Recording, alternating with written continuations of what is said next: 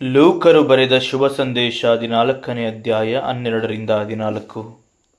ಆತನು ತನ್ನನ್ನು ಊಟಕ್ಕೆ ಕರೆದವನಿಗೆ ಸಹ ಒಂದು ಮಾತು ಹೇಳಿದನು. ಅದೇನೆಂದರೆ, ನೀನು ಮಧ್ಯಾಹ್ನದ ಊಟಕ್ಕೆ ಅಥವಾ ಸಾಯಂಕಾಲದ ಊಟಕ್ಕೆ ನಿನ್ನ ಸ್ನೇಹಿತರನ್ನಾಗಲಿ, ನಿನ್ನ ಅಣ್ಣ ತಮ್ಮಂದಿರನ್ನಾಗಲಿ, ನಿನ್ನ ಬಂಧು ಬಾಂಧವರನ್ನಾಗಲಿ, ಐಶ್ವರ್ಯವಂತರಾದ ನೆರೆಯವರನ್ನಾಗಲಿ ಕರೆಯಬೇಡ.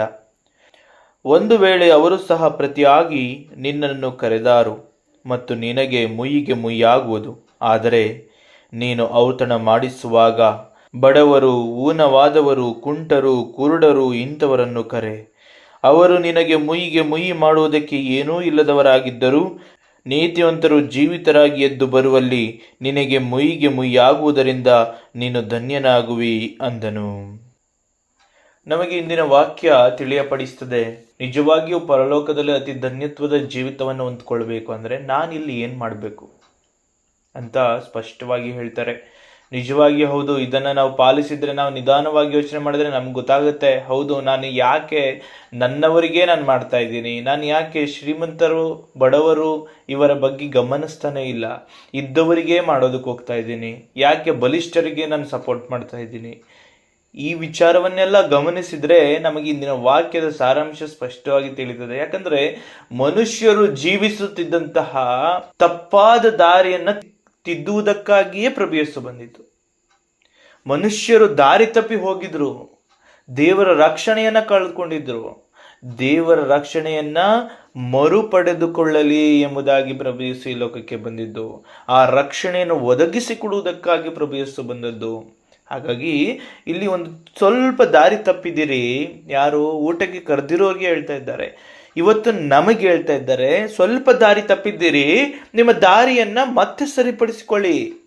ಆ ದಾರಿ ಏನು ತಪ್ಪಾಗಿದೆ ನಾನು ಹೇಳ್ತೀನಿ, ನಾನು ತಿಳಿಯಪಡಿಸ್ತೀನಿ, ಅದನ್ನು ತಿದ್ದುಕೊಳ್ಳಿ ಅಂತ ಇವತ್ತಿನ ದಿನದ ವಾಕ್ಯದ ಮೂಲಕ ಕರೆ ಹೇಳ್ತಾ ಇದ್ದಾರೆ. ಹಾಗಿದ್ರೆ ವಾಕ್ಯವು ಏನು ಹೇಳುತ್ತೆ?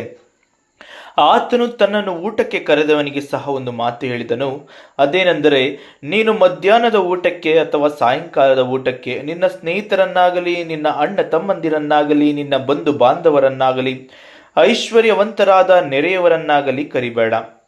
ಏನಂತ ಹೇಳಿದ್ರು?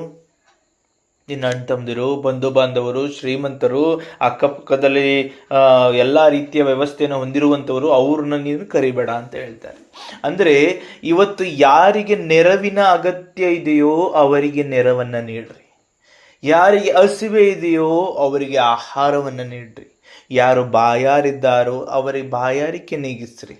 ಇದ್ದವರಿಗೆ ಅಲ್ಲ, ಇದ್ದವರ ಹತ್ರ ಇದೆ, ಅವರು ತಮ್ಮನ್ನ ಸಂತೃಪ್ತಿಪಡಿಸಿಕೊಳ್ಳುವುದಕ್ಕೆ ದೇವರು ಕೊಟ್ಟಿದ್ದಾರೆ. ಆದರೆ ನೀವು ಶ್ರೀಮಂತರಾಗುವುದಕ್ಕೋಸ್ಕರ ನಿಮ್ಮ ಕಣ್ಣಿನ ಮುಂದೆ ಹಸಿವೆಯಿಂದಿರುವವರು, ಬಾಯಾರಿಕೆಯಿಂದಿರುವವರು, ಅಗತ್ಯಗಳ ಕೊರತೆಯಲ್ಲಿರುವವರು ನಿಮ್ಮ ಕಣ್ಣು ಮುಂದಿದ್ದಾರೆ. ಅವರಿಗೆ ನೀಡಿ, ಅದು ನಿಮಗೆ ಪರಲೋಕದಲ್ಲಿ ಧನ್ಯತೆಯನ್ನು ನೀಡುತ್ತದೆ ಅಂತ ಹೇಳ್ಕೊಡ್ತಾ ಇದ್ದಾರೆ. ನಮ್ಮ ಜೀವಿತದಲ್ಲಿ ಇದು ಬಹಳ ಪ್ರಮುಖವಾದ ವಿಚಾರ. ಬಲಹೀನರಿಗೆ ಬಲದ ಅಗತ್ಯತೆ ಇರುತ್ತೆ. ಅನಾರೋಗ್ಯದಲ್ಲಿರುವವರಿಗೆ ಆರೋಗ್ಯ ಬೇಕು. ಯಾರು ಹೇಳಿದ್ರು? ಪ್ರಭು ಯೇಸು ಕ್ರಿಸ್ತರು ಅಲ್ವಾ? ನಾನು ಅದಕ್ಕೋಸ್ಕರ ಬಂದಿರುವಂಥದ್ದು. ಆರೋಗ್ಯದಿಂದಿರುವವರಿಗೆ ವೈದ್ಯನ ಅವಶ್ಯಕತೆ ಇಲ್ಲ, ಆರೋಗ್ಯವಿಲ್ಲದವನಿಗೆ ಬೇಕು. ನಾನು ಪಾಪಿಷ್ಠರಿಗಾಗಿಯೇ ಬಂದದ್ದು. ಹಾಗಿದ್ರೆ ಪ್ರಭು ಯೇಸು ಕೊರತೆಯನ್ನ ನೀಗಿಸುವುದಕ್ಕಾಗಿ ಬಂದಿದ್ದು. ನನ್ನಲ್ಲಿ ಏನು ಕೊರತೆ ಇದೆ, ನನ್ನಲ್ಲೇನು ಲೋಪ ಇದೆ, ಅದನ್ನು ತೀರಿಸೋದಕ್ಕೆ, ಅದನ್ನು ಸಾಲ್ವ್ ಮಾಡೋದಕ್ಕೆ, ಅದನ್ನು ಸರಿಪಡಿಸೋದಕ್ಕೆ ನನ್ನ ಪ್ರಭು ಯೇಸು ಬಂದಿದ್ದು. ನನಗೇನು ಹೇಳ್ತಾರೆ? ಹಾಗಿದ್ರೆ ನೀನು ಅದನ್ನೇ ಮಾಡು ಮಗನೇ. ಯಾಕೆಂದರೆ ನಾನು ನಿನ್ನ ಎಲ್ಲ ಕಾರ್ಯಗಳಿಗೂ ಕೂಡ ಜೊತೆಗಾರನಾಗಿರ್ತೀನಿ. ನಿನಗೆ ಗೊತ್ತು, ನಿನ್ನ ದೃಷ್ಟಿಗೆ ನಾನು ಬೀಳಿಸುವಂತೆ ಮಾಡ್ತೀನಿ. ಆ ಒಂದು ವೀಕ್ನೆಸ್ ಅವರಲ್ಲಿದೆ, ಆ ಒಂದು ಬಲಹೀನತೆ ಅವರಲ್ಲಿದೆ, ಅವರಲ್ಲಿ ಆ ಕೊರತೆ ಇದೆ, ಅವರಲ್ಲಿ ಆ ತೊಂದರೆ ಇದೆ. ನಾನು ನಿನಗೆ ತೋರ್ಪಡಿಸ್ತೀನಿ, ನೀನು ಹೋಗು, ನಾನು ಕಾರ್ಯ ಮಾಡ್ತೀನಿ. ಇಲ್ಲಿ ನಮ್ಮ ಕರ್ತವ್ಯ ಏನು ಗೊತ್ತಾ? ಪ್ರಭು ಯೇಸುಗೆ ವಿಧೇಯರಾಗಿ ನಾವು ಹೋಗಬೇಕು, ಮಾಡೋದಕ್ಕೆ ಮುಂದಾಗಬೇಕು. ಇನ್ನು ಉಳಿದದನ್ನು ಯಾರು ಮಾಡ್ತಾರೆ? ಪ್ರಭು ಯೇಸುವೆ ಮಾಡ್ತಾರೆ. ಯಾಕಂದ್ರೆ ನಾವೇ ಬಲಹೀನರು. ಪ್ರೇಷಿತರೆಲ್ಲರೂ ಪ್ರಭು ಯೇಸುವಿನ ಮರಣದ ನಂತರ ಹೆದರಿ ಕೂತಿದ್ರು, ಬಲಹೀನತೆ ಇತ್ತು. ಆದರೆ ಪವಿತ್ರಾತ್ಮರನ್ನು ಪ್ರಭು ಯೇಸು ಕಳಿಸಿಕೊಟ್ಟಾದ್ಮೇಲೆ ಅವರಲ್ಲಿ ಬಲಹೀನತೆ ಎನ್ನುವ ಮಾತೇ ಇರಲಿಲ್ಲ. ಅಂದರೆ ಇಲ್ಲಿ ಸ್ಪಷ್ಟ, ಒಬ್ಬ ಮನುಷ್ಯನು ಬಲಹೀನನಾಗಿರ್ತಾನೆ, ಆದರೆ ದೈವಾತ್ಮಕ್ಕೆ ಅಧೀನನಾದಾಗ ಬಲಿಷ್ಠನಾಗ್ತಾನೆ. ಇದು ನಮಗೆ ಸ್ಪಷ್ಟವಾಗಿ ವಾಕ್ಯ ನಮಗೆ ಹೇಳ್ಕೊಡುವಂಥದ್ದು. ಇಲ್ಲಿ ಯಾವುದೇ ವ್ಯಕ್ತಿ ಹೇಳುವಂಥದ್ದಲ್ಲ, ವಾಕ್ಯ ಅದನ್ನು ಹೇಳುವಂಥದ್ದಾಗಿದೆ. ಹಾಗಾಗಿ ಈ ವಾಕ್ಯ ಹೇಳುವುದನ್ನು ನಾವು ಗಮನಿಸಬೇಕು. ಅದರಿಂದ ನಮ್ಮಲ್ಲಿ ದಾರಿ ತಪ್ಪಿರುವ ಜೀವಿತವನ್ನು ಸರಿದೂಗಿಸಿಕೊಳ್ಳಬೇಕು. ಇದಕ್ಕಾಗಿಯೇ ಪ್ರಭು ಯೇಸು ನಮಗೆ ಕ್ರೈಸ್ತತ್ವದಲ್ಲಿ ಪ್ರಾರ್ಥನೆ ಎನ್ನುವಂತಹ ಮೌಲ್ಯಾಧಾರಿತವಾದ ವಿಚಾರವನ್ನು ಒದಗಿಸಿಕೊಟ್ಟಿರುವಂಥದ್ದು. ನಾನು ತಂದೆ ಜೊತೆ ಮಾತಾಡ್ತೀನಿ, ತಂದೆಯೊಂದಿಗೆ ನಾನು ಎಲ್ಲ ಭಿನ್ನಗಳನ್ನು ಅರ್ಪಿಸಬಲ್ಲೆ. ನನಗೆ ಗೊತ್ತು ನನ್ನ ತಂದೆ ಜೀವಂತವಾದವರು, ಅವ್ರು ಕೇಳಿಸಿಕೊಳ್ಳುವವರು, ಅವರು ಸರ್ವವನ್ನು ಮಾಡಲು ಶಕ್ತರು ಅಂತ.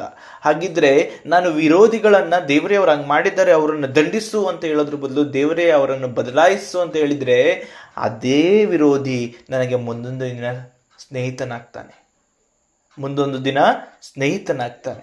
ಹಾಗಿದ್ರೆ ನಾವು ಅವರ ನಾಶನವನ್ನು ಬಯಸಬೇಕಾ, ಅವರು ಒಳ್ಳೆಯದಾಗಲಿ ಅಂತ ಬಯಸಬೇಕಾ? ಅಲ್ವಾ? ಅದೇ ಥರ ಇವತ್ತು ನಾವು ಮಾಡಬೇಕಾಗಿರೋದು ಅದನ್ನೇ. ದೈಹಿಕವಾದ ವಿಚಾರಗಳನ್ನು ಈಗಾಗಲೇ ಹೇಳಲಾಯಿತು. ಹಸಿವೆ ಇರುವವರು, ಬಾಯಾರಿಕೆ ಇರುವವರು, ಕುಂದುಕೊರತೆ ಇರುವವರು. ಅದೇ ರೀತಿಯಲ್ಲಿ ಲೋಕದಲ್ಲಿ ಎಷ್ಟೋ ಜನರು ಪ್ರೀತಿಯನ್ನು ತಮ್ಮಲ್ಲಿ ಉಳಿಸಿಕೊಳ್ಳಲಾಗದೆ ದ್ವೇಷ ಮತ್ಸರಗಳೆಂಬ ಕೊರತೆಗಳಿಗೆ ಬಿದ್ದು ಹೋಗ್ತಾ ಇದ್ದಾರೆ. ಅವರಲ್ಲಿ ಪ್ರೀತಿ ಮೂಡಲಿ, ಅವರಲ್ಲಿ ನೀತಿವಂತಿಕೆ ಮೂಡಲಿ, ಒಳ್ಳೆಯತನಗಳು ಮೂಡಲಿ, ದುಷ್ಟತ್ವಗಳಿಗೆ ದೂರವಾಗುವಂತಾಗಲಿ, ಪಾಪಕ್ಕೆ ವಿಮುಖರಾಗಿ ದೇವರಿಗೆ ಅಭಿಮುಖರಾಗುವಂತಾಗಲಿ. ಸುಳ್ಳು ವಿಚಾರಗಳಿಂದ ನಿಜ ದೇವರನ್ನು ಮರೆತವರು ನಿಜ ದೇವರಾದ ದೇವಾದಿ ದೇವನ ಕಡೆಗೆ ಬರಲಿ ಅಂತ ನಾವು ಪ್ರಾರ್ಥಿಸುವವರು. ನಮ್ಮ ಕೈಲಾದಷ್ಟು ನಮ್ಮ ನುಡಿಯ ಮೂಲಕ, ಕಾರ್ಯದ ಮೂಲಕ ದೇವರೇ ನಮ್ಮಲ್ಲಿ ಕಾರ್ಯ ಮಾಡಿಸಿರಿ ಅಂತ ಬೇಡಿಕೊಳ್ಳುವವರು ನಾವಾಗಬೇಕು. ಇದರಿಂದ ಏನಾಗುತ್ತೆ, ಪ್ರತಿಯೊಬ್ಬ ವ್ಯಕ್ತಿಗೋಸ್ಕರ ನಾನು ಪರಿಪೂರ್ಣವಾಗಿ ಪ್ರಾರ್ಥಿಸಿದಾಗ ಒಂದೊಂದು ವ್ಯಕ್ತಿಯೂ ಬದಲಾವಣೆಯನ್ನು ಹೊಂದ್ತಾನೆ. ಒಂದೊಂದು ವ್ಯಕ್ತಿಯಲ್ಲಿಯೂ ಒಂದೊಂದು ಬದಲಾವಣೆ ಆಗ್ತದೆ. ಆ ಬದಲಾವಣೆಗಳು ಮುಂದೊಂದು ದಿನ ಪ್ರಭು ಯೇಸುವಿನ ಒಂದು ಸಾಮ್ರಾಜ್ಯದ ಪ್ರಜೆಯಾಗಿ ಅವರೆಲ್ಲರನ್ನ ಬದಲಾಯಿಸ್ತದೆ. ಅಲ್ಲೊಂದು ಸಾಮ್ರಾಜ್ಯ ರೂಪಿತವಾಗ್ತದೆ. ಯೇಸುವಿನ ನಾಮದಲ್ಲಿ 2-3 ನನ್ನ ಹೆಸರಿನಲ್ಲಿ ಸೇರಿದ್ದಾರೆ, ಅಲ್ಲಿ ನಾನು ಇರ್ತೀನಿ. ಅಂದರೆ ಕುಟುಂಬ ಸೇರ್ಕೊಳ್ಳುತ್ತೆ. ಅದು ರಕ್ತ ಸಂಬಂಧದ ಕುಟುಂಬ ಅಲ್ಲ, ಕ್ರಿಸ್ತ ಯೇಸುವಿನ ನಾಮದ ಕುಟುಂಬ ರೂಪಿತವಾಗ್ತದೆ. ಅಲ್ಲಿ ಒಂದು ಬಹಳವಾದ ದೊಡ್ಡ ಬಲಿಷ್ಠತೆ ಇರ್ತದೆ. ನಮಗೆಲ್ಲರಿಗೂ ಗೊತ್ತು, ಶಿಷ್ಯರಲ್ಲಿ ಪೇತ್ರರು ಜೈಲಲ್ಲಿದ್ದಾರೆ. ಅವರಿಗೆ ಬೇಡಿಗಳನ್ನು, ಸರಪಣಿಗಳನ್ನು ಹಾಕಿದ್ದಾರೆ. ಸೈನಿಕರನ್ನೆಲ್ಲರನ್ನೂ ಇಟ್ಟಿದ್ದಾರೆ ಅವ್ರನ್ನ ನೋಡ್ಕೊಳ್ಳೋದಕ್ಕೋಸ್ಕರ. ಅವರಲ್ಲಿ ಓಡೋಗ್ಬಿಡ್ತಾರೆ ಅಂತ. ಆದರೆ ಅಲ್ಲೇನಾಗುತ್ತೆ, ಅವರಿಗಾಗಿ ಪ್ರಾರ್ಥಿಸಿದ ಆ ಪ್ರಾರ್ಥನೆಯು ಅವರನ್ನು ಸಂಪೂರ್ಣವಾಗಿ ಬಿಡುಗಡೆಗೊಳಿಸ್ತದೆ. ಹೌದಲ್ವಾ? ಆ ಬೇಡಿಗಳಿರ್ಬೋದು, ಆ ಒಂದು ಕಂಬಿ ಸರಪಳಿಗಳ ಹಿಂದೆ ಅವರನ್ನು ಕೂಡಿ ಹಾಕಿರ್ಬೋದು, ಅವರು ಅದನ್ನು ನೋಡ್ಕೊಳ್ಳೋಕ್ಕೆ ಸೈನಿಕರು ಕೂಡ ಇರ್ಬೋದು, 4 ಬೀಗ ಹಾಕಿರ್ಬೋದು, ಮಹಾದ್ವಾರದವರೆಗೂ ಬೀಗಗಳಿರ್ಬೋದು. ಆದರೆ ಪ್ರಾರ್ಥನೆಗೆ ಯಾವುದೇ ಅಡೆತಡೆ ನಿಲ್ಲೋದಕ್ಕೆ ಸಾಧ್ಯ ಇಲ್ಲ. ಯಾಕೆಂದರೆ ಅದು ದೇವರ ಹಸ್ತದ ಕಾರ್ಯಕ್ಕೆ ಮುನ್ನುಡಿ. ನಾನು ಪ್ರಾರ್ಥಿಸ್ತಿದ್ದೀನಿ, ಕುಟುಂಬವಾಗಿ ಪ್ರಾರ್ಥಿಸ್ತೀನಿ, ಯೇಸುವಿನ ನಾಮದಲ್ಲಿ ಪರಿಶುದ್ಧವಾಗಿ ಒಟ್ಟುಗೂಡಿ ನಾವು ಪ್ರಾರ್ಥಿಸ್ತೀವಿ ಅಂದಾಗ ಎಂಥ ವಿಚಾರ ಇದ್ರೂ ಕೂಡ ಅದು ಬಿಡುಗಡೆ, ಸ್ವಸ್ಥತೆ ಏನೇ ಇದ್ರೂ ಸಾಧ್ಯ ಹಾಗೇ ಆಗ್ತದೆ. ಹೌದಲ್ವಾ? ಹಾಗಾಗಿ ಒಂದು ಕೊರತೆ ಏನಿರ್ತದೆ ಅದಕ್ಕಾಗಿ ಪ್ರಾರ್ಥಿಸೋದಕ್ಕೆ ಸಿದ್ಧರಾಗಬೇಕು. ಹಾಗೇನಾಗುತ್ತೆ, ಕೊರತೆ ಹೋಗುತ್ತೆ, ಅಲ್ಲೊಂದು ಸಮೃದ್ಧಿಯಾದಂತಹ ಕ್ರೈಸ್ತ ಸಭೆ ಸದೃಢಗೊಳ್ತದೆ. ವೀಕ್ ಆಗಿರುವ ಕ್ರೈಸ್ತ ಸಭೆ ಬಲಿಷ್ಠ ಸಭೆಯಾಗಿ ಮಾರ್ಪಾಡಾಗ್ತದೆ. ಇದು ಬಹಳ ಮುಖ್ಯ. ಹಾಗಾಗಿನೇ ಇವತ್ತು ವಾಕ್ಯ ಹೇಳ್ತಾ ಇರುವಂಥದ್ದು, ಶ್ರೀಮಂತರು ಅವರು ಇವರೊಂದಿಗೆ ನೀವೇನು ಮಾಡಬೇಡಿ, ಅವರಿಗೆ ಊಟ ಹಾಕೋದ ಬದಲು ಯಾರು ಬಾಯಾರಿಕೆಯಿಂದ, ಯಾರು ಹಸುವೆಯಿಂದ ಇದ್ದಾರೆ ಅವ್ರಿಗೆ ಕೊಡಿ, ಯಾರಲ್ಲಿ ವೀಕ್ನೆಸ್ ಇದೆ ಅವರಿಗಾಗಿ ಪ್ರಾರ್ಥಿಸ್ರಿ. ಇದನ್ನು ವಾಕ್ಯ ಹೇಳಿಕೊಡ್ತದೆ. ಆತ್ಮಿಕವಾಗಿ ನೋಡಿದಾಗ ಅವರ ದೇಹಕ್ಕಾಗಿ ಮಾಡುವ ಎಷ್ಟೋ ಪಾಪಗಳಿಂದ ಅವರ ಆತ್ಮ ವೀಕ್ ಆಗ್ತಾ ಹೋಗ್ತಾ ಇರುತ್ತೆ. ಹಾಗಾಗಿ ನಾವು ಅವರಿಗಾಗಿ ಪ್ರಾರ್ಥಿಸಿದಾಗ ಅವರ ಆತ್ಮ ಬಲಿಷ್ಠಗೊಂಡು ದೇಹವು ಆತ್ಮಾಧೀನವಾಗ್ತದೆ. ಅರ್ಥ ಆಗ್ತಿದೆ ಅಲ್ವಾ? ಅದೇ ರೀತಿಯಲ್ಲಿ ಕೊರತೆ, ಅದು ಯಾವಾಗ ಒಬ್ಬ ವ್ಯಕ್ತಿ ಆತ್ಮ ಕುಂಠಿತವಾಗ್ತಾ ಹೋಗುತ್ತೋ ಅದು ಕೊರತೆ. ಯಾರಲ್ಲಿ ಸುಳ್ಳು, ಮೋಸ, ವಂಚನೆ, ಲೋಕದ ಅಭಿಲಾಷೆ, ದುಡ್ಡು, ಅದು ಇದು ಅಂತ ಆಸೆಗಳು ಇಟ್ಟುಕೊಂಡು ಚಟಗಳಿಗೆ ಹಿಂದೆ ಅಥವಾ ಮತ್ತೊಂದು ಅಧಿಕಾರದ ಹಿಂದೆ ಓಡ್ತಾ ಓಡ್ತಾ ಓಡ್ತಾ ನಿತ್ಯ ಜೀವನ ಕಳ್ಕೊಳ್ತಾ ಇರ್ತಾನೆ. ಅವನು ನಿಜವಾದ ಬಡವ ಅವನು. ಅವನಿಗಾಗಿ ನಾವು ಪ್ರಾರ್ಥಿಸುವುದು ಅವನಿಗೆ ಆ ಪ್ರೀತಿ ಸಿಗಲಿ, ಅವನಿಗೆ ನೀತಿವಂತಿಕೆ ಸಿಗಲಿ, ಅವನಿಗೆ ಒಳ್ಳೆಯತನ ಸಿಗಲಿ, ಅವನಲ್ಲಿರುವ ಮೋಸ ಹೋಗಲಿ, ಅವನಲ್ಲಿರುವ ವಂಚನೆಯ ಗುಣ ಹೋಗಲಿ. ಈ ವಿಚಾರವು ಏನು ಮಾಡ್ತಾ ಇದೆ ಅಂದರೆ ಆತ್ಮದ ಹಸಿವನ್ನ ನೀಗಿಸ್ತಾ ಇದೆ. ಅರ್ಥ ಆಯ್ತಾ? ದೇಹಕ್ಕೆ ಊಟ ಬೇಕು, ಆತ್ಮಕ್ಕೆ ಇನ್ನೊಬ್ಬರ ಪ್ರಾರ್ಥನೆ ಬೇಕು. ಯಾಕೆಂದರೆ ಅದು ಸರಪಳಿಯಲ್ಲಿ ಬಂಧಿತವಾಗಿರ್ತದೆ. ಪೇತ್ರರು ಸರಪಳಿಯಲ್ಲಿ ಬಂಧಿತರಾಗಿದ್ದರು ದೈಹಿಕವಾಗಿ. ಪ್ರಾರ್ಥನೆಯು ಅವರನ್ನು ಬಿಡಿಸಿತು. ಒಂದು ಆತ್ಮ ಬಂಧಿತವಾಗಿದೆ, ಪ್ರಾರ್ಥನೆ ಬಿಡಿಸ್ತದೆ. ಯಾಕೆಂದರೆ ಪ್ರಾರ್ಥನೆ ಯಾರ ಬಳಿಯಲ್ಲಿ ನಾವು ಅರ್ಪಿಸ್ತೀವಿ? ಜೀವಂತ ದೇವರ ಬಳಿಯಲ್ಲಿ. ಅವರು ಸರ್ವವನ್ನು ಮಾಡಲು ಶಕ್ತರಾಗಿರ್ತಾರೆ. ಇದು ತಿಳಿದುಕೊಂಡ್ರ? ಹಾಗಾಗಿನೇ ಹೇಳ್ತಾ ಇರುವಂಥದ್ದು ಪ್ರಭು ಯೇಸು ಎಲ್ಲ ತಿಳಿದು ಜೀವಿಸುವವರಿಗಿಂತ ತಿಳಿಯದೆ ಜೀವಿಸುವವರು, ತಿಳಿದು ತಪ್ಪುಗಳನ್ನು ಮಾಡ್ತಾ ಇರುವವರು, ಲೋಪಗಳಲ್ಲಿ ವೀಕ್ನೆಸ್ಸಿಂದ ಬಿದ್ದೋಗಿರುವಂಥವ್ರು ಯಾರ್ಯಾರು ಇರ್ತಾರೋ ಅವ್ರಿಗಾಗಿ ಪ್ರಾರ್ಥಿಸಿರಿ. ಅವರ ಆತ್ಮ ಬಿಡುಗಡೆ, ಅವರ ಆತ್ಮದ ಹಸಿವಿಗಾಗಿ ಊಟ ಕೊಡೋದಕ್ಕಾದ್ರೂ ಮುಂದಾಗಿರಿ ಅಂತ ಹೇಳ್ತಾರೆ. ಇದು ಅಂತಿಮ ಕಾಲಘಟ್ಟದಲ್ಲಿ ನಾವೆಲ್ಲರೂ ಇದ್ದೀವಿ. ದೇಹ ಹೆಂಗಿದ್ರೂ ನಶ್ವರನೇ, ಆದರೆ ಆತ್ಮರಕ್ಷಣೆ ಇದೆಯಲ್ಲ ಅದು ನಿತ್ಯ ಜೀವನ ಒದಗಿಸಿಕೊಡ್ತದೆ. ಆ ವ್ಯಕ್ತಿ ನಿತ್ಯ ಜೀವ ಹೊಂತಾನೆ ಅಂದರೆ ನಿನಗೂ ಅದರಲ್ಲಿ ಪ್ರತಿಫಲ ಇದೆ. ಅರ್ಥ ಆಗ್ತಿದೆ ಅಲ್ವಾ? ಹಾಗಾಗಿನೇ ಇಲ್ಲಿ ಮುಂದಿನ ವಾಕ್ಯದಲ್ಲಿ ನಿಮಗೆ ಗೊತ್ತಾಗ್ತದೆ ಯಾವ ರೀತಿಯಲ್ಲಿ ಪ್ರತಿಫಲ ಸಿಗುತ್ತೆ ಅಂತ. ಅರ್ಥ ಆಗ್ತಿದೆಯಲ್ಲ? ಮುಂದಿನ ವಾಕ್ಯ ಹೇಳ್ತದೆ, ಒಂದು ವೇಳೆ ಅವರು ಸಹ ಪ್ರತಿಯಾಗಿ ನಿನ್ನನ್ನು ಕರೆದಾರು ಮತ್ತು ನಿನಗೆ ಮುಯ್ಯಿಗೆ ಮುಯ್ಯಾಗುವುದು. ಆದರೆ ನೋಡಿ, ಇಲ್ಲಿ ಹೇಳ್ತಾರೆ, ಒಂದು ವೇಳೆ ಅವರು ಸಹ ನೀನು ಊಟ ಹಾಕ್ದೆ ಅವರು ಊಟ ಹಾಕ್ಬಿಡ್ತಾರೆ, ಅಲ್ಲಿ ಮುಗಿದೋಯ್ತು. ಅದೇ ನೀನು ಬಡವರು ಕೊಡು, ಅವರು ಆಶೀರ್ವದಿಸಿ ಹೋಗ್ತಾರೆ, ಅವರು ತಿರುಗಿಸಿ ಕೊಡೋದಿಲ್ಲ. ಅದು ನಿನಗೆ ಆಶೀರ್ವಾದ, ಅದು ನಿನ್ನ ಲಾಭ, ಅದು ನಿನ್ನ ಬೊಕ್ಕಸದಲ್ಲಿ ತುಂಬಿಟ್ಟುಕೊಂಡಂಥ ಐಶ್ವರ್ಯ. ಅರ್ಥ ಆಯ್ತಾ? ಯಾವಾಗಲೂ ಕೂಡ ನಾನು ಯಾರಿಗೆ ಕೊಡ್ತಾ ಇದ್ದೀನಿ ಅಂತ ಯಾವನಿಗೂ ಗೊತ್ತಾಗಬಾರ್ದು. ಮತ್ತು ಕೊಟ್ಟದ್ದರು ವಾಪಸ್ ಬರಬೇಕು ಅಂತ ಬಯಸದೆ ಮನಸ್ಸು ಪೂರ್ವಕವಾಗಿ ಅವರಿಗೆ ಕೊಡಬೇಕು. ಹಾಗೇನಾಗ್ತದೆ? ಅದು ನನ್ನ ಬೊಕ್ಕಸದಲ್ಲಿ ಐಶ್ವರ್ಯವಾಗಿ ತುಂಬಿಕೊಳ್ತದೆ ಎಂಬುದನ್ನು ವಾಕ್ಯ ಹೇಳ್ತದೆ. ಇಲ್ಲಿ ಏನಾಗುತ್ತೆ? ನೀನು ಇರೋರಿಗೆ ಕೊಟ್ಟರೆ ಅವರು ವಾಪಸ್ ಕೊಡ್ತಾರೆ, ಅಲ್ಲಿಗೆ ಮುಗೀತು. ಅದಕ್ಕೆ ಪ್ರತಿಫಲ ಇಲ್ಲ. ಪ್ರತಿಫಲ ಯಾವಾಗ ಸಿಗ್ತದೆ? ನೀನು ಕೊಟ್ಟಿದ್ದಿ, ಅವರು ಅದರಲ್ಲಿ ಜೀವನ ಮಾಡಿದ್ರು, ಆದರೆ ಅದು ವಾಪಸ್ ಬರಲ್ಲ. ಅದು ನಿನಗೆ ಆಶೀರ್ವಾದವಾಗಿ ತಿರುಗಿ ದೊರೀತದೆ. ಇದನ್ನು ವಾಕ್ಯ ನಮಗೆ ಸ್ಪಷ್ಟವಾಗಿ ಹೇಳ್ತದೆ. ಮುಂದಿನ ವಾಕ್ಯ ಹೇಳ್ತದೆ, ಆದರೆ ನೀನು ಔತಣ ಮಾಡಿಸುವಾಗ ಬಡವರು, ಊನವಾದವರು, ಕುಂಟರು, ಕುರುಡರು ಇಂಥವರನ್ನು ಕರೆ. ಅವರು ನಿನಗೆ ಮುಯ್ಯಿಗೆ ಮುಯ್ಯಿ ಮಾಡುವುದಕ್ಕೆ ಏನೂ ಇಲ್ಲದವರಾಗಿದ್ದರೂ ನೀತಿವಂತರು ಜೀವಿತರಾಗಿ ಎದ್ದು ಬರುವಲ್ಲಿ ನಿನಗೆ ಮುಯ್ಯಿಗೆ ಮುಯ್ಯಾಗುವುದರಿಂದ ನೀನು ಧನ್ಯನಾಗುವಿ ಅಂದನು. ಇಲ್ಲಿ ಗೊತ್ತಾಯ್ತಾ? ನೋಡು, ನೀನು ಎಂತೆಂಥವ್ರನ್ನ ಕರಿ, ಬಡವರು, ಕುಂಟರು, ಕುರುಡರು ಇಂಥ ವ್ಯಕ್ತಿತ್ವಗಳನ್ನು ಕರೆದು ಊಟ ಹಾಕು. ಅವ್ರಿಗೆ ಕೊಡಕ್ಕೆ ಏನೂ ಇಲ್ಲ, ಅವರು ನಿನ್ನ ಸಾಲವನ್ನು ತೀರಿಸೋದಕ್ಕೆ ಸಾಧ್ಯ ಇಲ್ಲ. ಆ ಒಂದು ದಿನ ಬರ್ತದಲ್ಲ, ಎಲ್ಲರೂ ಕೂಡ ಜೀವಂತರಾಗಿ ಎದ್ದು ಬರುವ ದಿನ ಬರ್ತದಲ್ಲ, ಆಗ ನಿನಗೆ ಮುಯ್ಯಿಗೆ ಮುಯ್ಯಾಗುವುದು. ಯಾರು ಕೊಡ್ತಾರೆ ಅದನ್ನು? ಅವತ್ತಿನ ದಿನ ಕೊಡೋಕ್ಕೆ ಸಾಮರ್ಥ್ಯ ಇರೋದು ಕೇವಲ ದೇವರಿಗೆ ಮಾತ್ರ. ಹಾಗಿದ್ರೆ ದೇವರೇ ನಿನಗೆ ಕೊಡ್ತಾರೆ ಅವರ ಪರವಾಗಿ ಅಂತ ಹೇಳ್ತಾ ಇದ್ದಾರೆ. ಅರ್ಥ ಆಯ್ತಾ? ಹಾಗಾಗಿ ಯಾವಾಗಲೂ ಅಷ್ಟೇ ಇದ್ದವರಿಗೆ ಕೊಡುವುದನ್ನು ಬಿಟ್ಬಿಡ್ರಿ. ಲೋಕದಲ್ಲಿ ಹೊಟ್ಟೆ ತುಂಬಿರುವವರಿಗೆ ಊಟ ಹಾಕಿದರೆ ಅವ್ರು ತಿಂದು ತೇಗಿ ಹೋಗ್ತಾ ಇರ್ತಾರೆ. ಆ ನಾಳೆ ದಿನ ಅವ್ರ ಫಂಕ್ಷನಿಗೆ ಕರೀತಾರೆ, ನೀವು ಹೋಗ್ತೀರಿ, ತಿಂದು ತೇಗಿ ಬರ್ತೀರಿ, ಮುಗ್ದೋಯ್ತು. ಆದರೆ ಬಡವರಿಗೆ ಹಾಕಿರುವ ಋಣ ಇದೆಯಲ್ಲ, ಅದು ದೇವರಿಂದಲೇ ದೊರೆಯುವ ಆಶೀರ್ವಾದವಾಗಿ ಬದಲಾಗ್ತದೆ. ಅವರಿಂದ ಊಟ ಸಿಕ್ಕಲ್ಲ ನಿನಗೆ, ನೀನು ಊಟ ಹಾಕ್ತೆ ಅಂತ ಅವರಿಂದ ಊಟ ಸಿಕ್ಕಲ್ಲ. ದೇವರಿಂದ ಮಹೋನ್ನತವಾದ ಐಶ್ವರ್ಯ ದೊರೆಯುತ್ತದೆ ಎಂಬುದನ್ನು ವಾಕ್ಯ ಹೇಳ್ತದೆ. ಆತ್ಮವು ಬಂಧಿತವಾಗಿದೆ.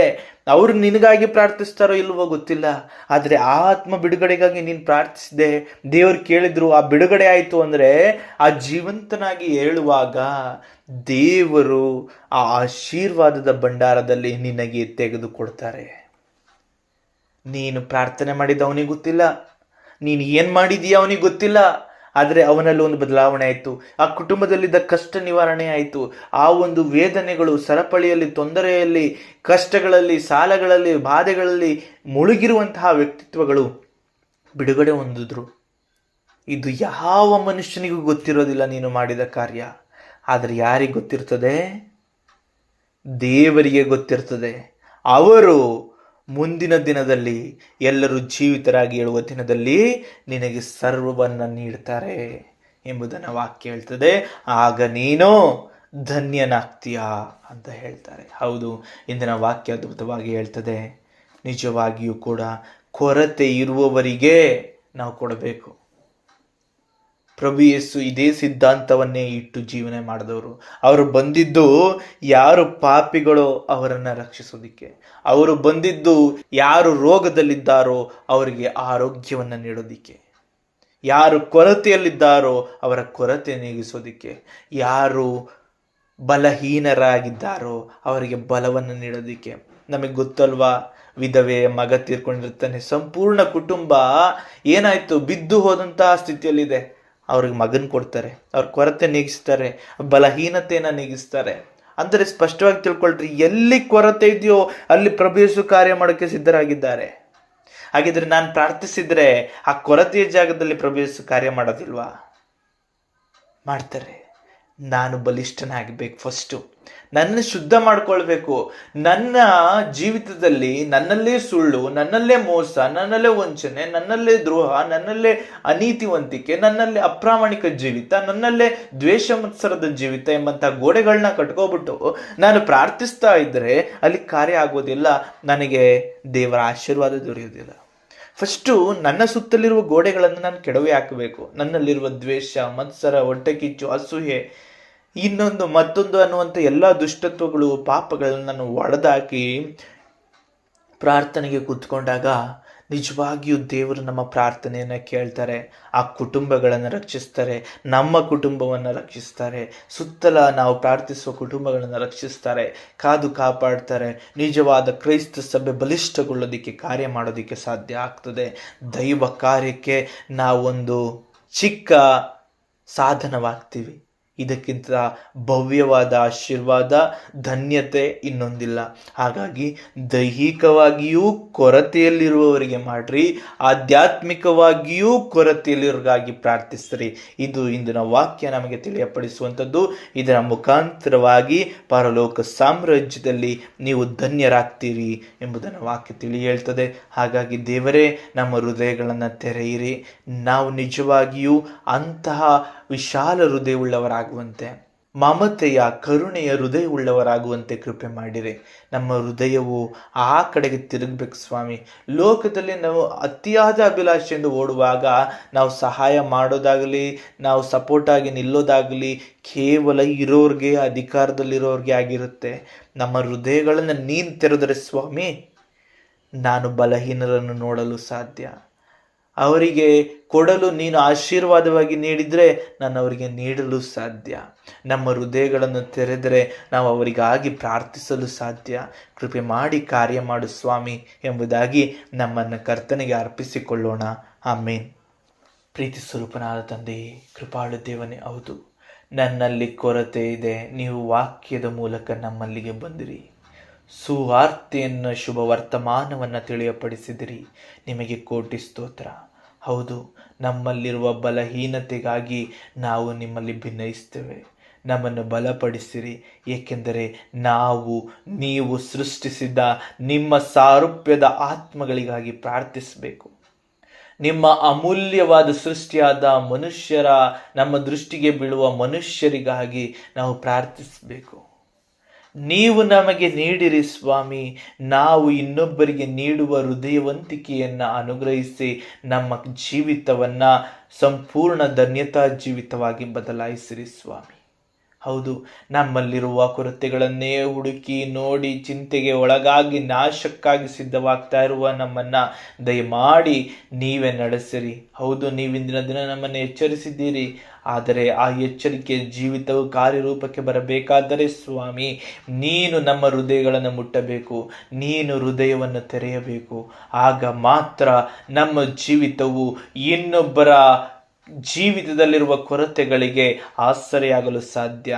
ನಿಮ್ಮ ಆಸರೆಯ ಹಸ್ತದಲ್ಲಿ ಅವರು ಜೀವಿಸಲು ಓಡಿ ಬರಲು ನಾವು ಪ್ರಾರ್ಥಿಸಲು, ನಿಮ್ಮ ಕಾರ್ಯದಲ್ಲಿ ಉಪಯೋಗವಾಗುವ ಸಾಧನವಾಗಲು ಸಾಧ್ಯ. ಸ್ವಾಮಿ, ನಮ್ಮನ್ನು ಮರೆಯದಿರಿ ಸ್ವಾಮಿ, ದೃಷ್ಟಿಸಿರಿ ಸ್ವಾಮಿ, ಕನಿಕರಿಸಿರಿ. ನಾವು ಪಾಪಿಗಳೇ, ಆದರೂ ನಿಮ್ಮ ಸೃಷ್ಟಿಯೇ. ನಮ್ಮನ್ನು ಕ್ಷಮಿಸಿರಿ, ನಮ್ಮನ್ನು ಮುಟ್ಟಿ ಆಶೀರ್ವದಿಸಿರಿ ಸ್ವಾಮಿ. ನಮ್ಮ ಹೃದಯಗಳನ್ನು ತೆರೆಯಿರಿ. ನಮ್ಮ ಹೃದಯದಲ್ಲಿರುವ ಎಲ್ಲ ಕಲ್ಮಶಗಳು ನೀಗಲ್ಪಡಲಿ.